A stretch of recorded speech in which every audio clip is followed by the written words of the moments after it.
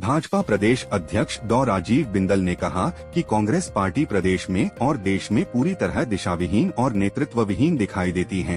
1947 में देश की आजादी के बाद श्री राम जन्मस्थान पर भव्य राम मंदिर का निर्माण उसी प्रकार होना चाहिए था जिस प्रकार सरदार वल्लभ भाई पटेल द्वारा श्री सोमनाथ जी का जीर्णोद्धार हुआ, परंतु श्री जवाहरलाल नेहरू ने उस समय श्री राम जन्मस्थान के ऊपर राम मंदिर निर्माण को अटकाया, भटकाया, लटकाया और वो ताले 50 साल तक लगे रहे।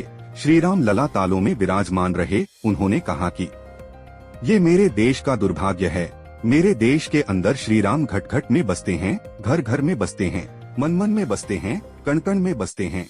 ऐसे ही श्री राम को 50 साल तालों में रखने के बाद और कांग्रेस पार्टी ने श्री राम के अस्तित्व को चुनौती दे डाली। एफिडेविट फाइल किया कि राम सेतु है या नहीं है। कौन कहता है ये राम सेतु है? कौन कहता है कि श्री राम का जन्मस्थान अयोध्या में वही स्थान है जहां मीर बाकी ने मंदिर को तोड़ा था? आदि आदि सवालात करते हुए और श्री रामायण की और असलियत के ऊपर भी सवाल खड़े किए। कांग्रेस पार्टी प्रदेश में और देश में पूरी तरह दिशाविहीन और नेतृत्वविहीन दिखाई देती है।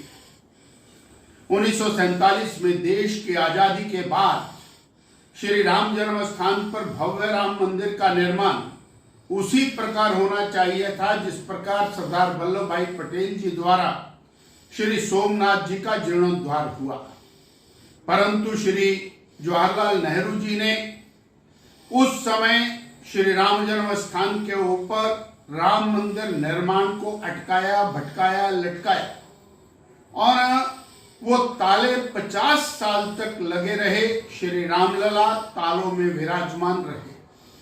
ये मेरे देश का दुर्भाग्य है। मेरे देश के अंदर श्री राम घट घट में बसते हैं, घर घर में बसते हैं, मन मन में बसते हैं, कण कण में बसते हैं। ऐसे श्री राम को 50 साल तालों में रखने के बाद और कांग्रेस पार्टी ने श्री राम के अस्तित्व को चुनौती दे डाली। एफिडेविट फाइल किया कि राम सेतु है या नहीं है। कौन कहता है ये राम सेतु है? कौन कहता है कि श्री राम का जन्म स्थान अयोध्या में वही स्थान है जहां मीर बाकी ने मंदिर को तोड़ा था?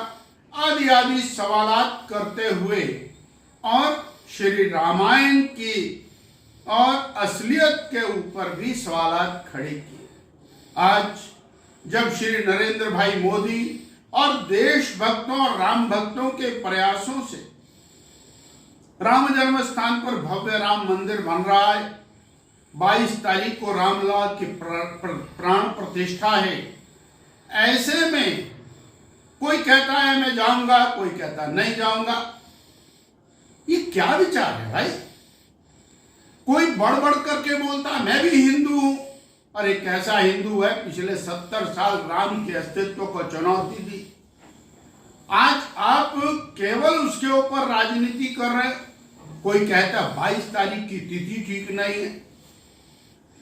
हमारा ये कहना है कि कांग्रेस पार्टी भारत की आत्मा से दूर जा रही है। भारत की आत्मा जो श्री राम में बसती है, भारत के अध्यात्म में बसती है, भारत के इतिहास, भारत की संस्कृति में बसती है, उसको कांग्रेस पार्टी ने सदा नकारा है। और राष्ट्रीय स्तर का जो कांग्रेस का नेतृत्व है, उन्होंने कांग्रेस के लोगों को एक घुड़की दी और सब घर में बैठ गए कि रामलला विराजमान की प्राण प्रतिष्ठा में कोई नहीं जाएगा। ये नेतृत्व विहीन, दिशा विहीन, विचार विहीन, जिसके कारण राष्ट्रवादी पार्टी होने के गौरव से वंचित होकर के केवल परिवार के पीछे चलने वाली पार्टी कांग्रेस पार्टी बनकर रह गई। शिमला से कैमरामैन युगमार्ग टीवी।